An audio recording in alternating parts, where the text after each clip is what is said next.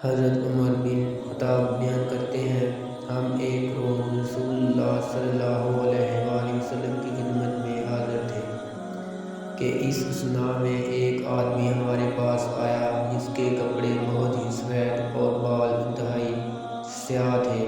اس پر سفر کے آثار نظر آتے تھے۔ نہ ہم میں سے کوئی اسے جانتا تھا حتیٰ کہ وہ نبی کریم صلی اللہ علیہ وآلہ وسلم کے سامنے بیٹھ گیا اور اس نے اپنے دونوں ہاتھ اپنی رانوں پر رکھ لیے اور کہا، محمد صلی اللہ علیہ وآلہ وسلم، اسلام کے متعلق مجھے بتائیں۔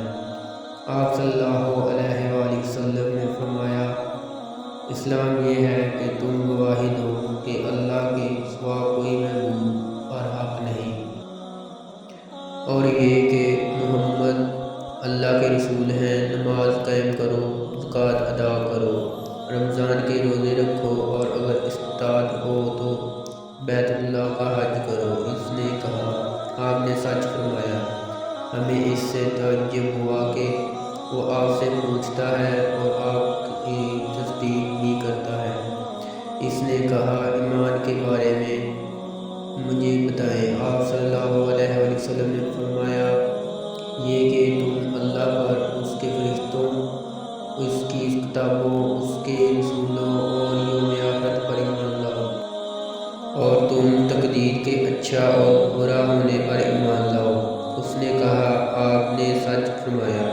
پھر اس نے کہا، احسان کے بارے میں مجھے بتائیں۔ آپ صلی اللہ علیہ وآلہ وسلم نے فرمایا، یہ کہ تم اللہ کی عبادت اس طرح کرو گویا تم اسے دیکھ رہے ہو، اور اگر تم اسے نہیں دیکھ سکتے تو وہ یقیناً تمہیں دیکھ رہا ہے۔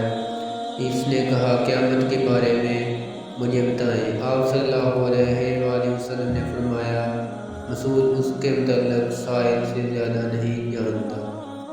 اس نے کہا، اس کی نشانیوں کے بارے میں مجھے بتا دیں۔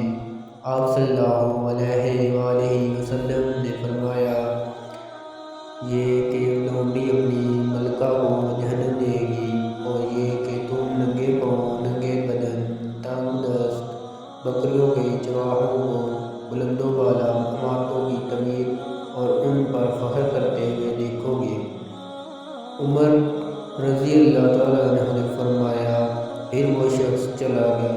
میں کچھ دیر ٹھہرا، پھر آپ صلی اللہ علیہ وآلہ وسلم نے مجھ سے پوچھا، عمر، کیا تم جانتے ہو سائل کون تھا؟